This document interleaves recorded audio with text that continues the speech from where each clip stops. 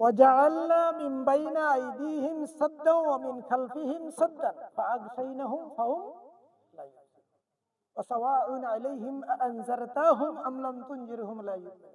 সংক্ষিপ্ত কথা বলি, সূরা ইয়াসিনের 9-10, 8-9তে আল্লাহ রাব্বুল আলামিন বলতেছেন যে এদের সামনে এবং পিছনে আমি কি করেছি, প্রাচীর নির্মাণ করে দিয়েছি, এরা দেখবে না। এই প্রাচীর মানে ইটের প্রাচীর না, এটা একটা সূক্ষ্ম প্রাচীর। যারা সত্য দেখবে না, অন্ধকারের প্রাচীর, অন্ধকারের, মূর্খতার, জাহিলিয়াতের প্রাচীর, এরা দেখবে না। এই জন্য বলছে ওদেরকে যতই বুঝাও, বুঝাও আর না বুঝাও সমান কথা, এরা ঈমান আনবে না। এই জন্য 10 নম্বর আয়াত আবার বলছে ইন্নামা তুনজিরু মান ইত্তাবা'a যিকরা ওয়া খাশিয়ার রহমান বিল গায়ব ফাবাশশিরহুম বিমাগফিরাতিন আজরিন কারীম।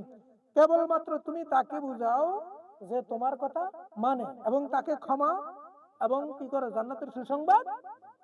তাহলে কারা বলছে যে তোমার কথা বুঝবে, তাকে বুঝাও, তারে ক্ষমা এবং জান্নাতের সুসংবাদ দাও। তার মানে যে তোমার কথা বুঝবে না, তারে বোঝানোর কোনো প্রয়োজন নাই। কিছু লোক আছে শুধু বিতর্ক করবে, ঝামেলা করবে, এদের সাথে বিতর্ক করে কোনো লাভ নাই। কেউ বুঝতে চাইলে বুঝাইবা, আর কথায় যদি দেখবে সে বিতর্ক করে, বেয়াদবি করে, ওর সাথে কথা বলার কোনো প্রয়োজন। ক্লিয়ার?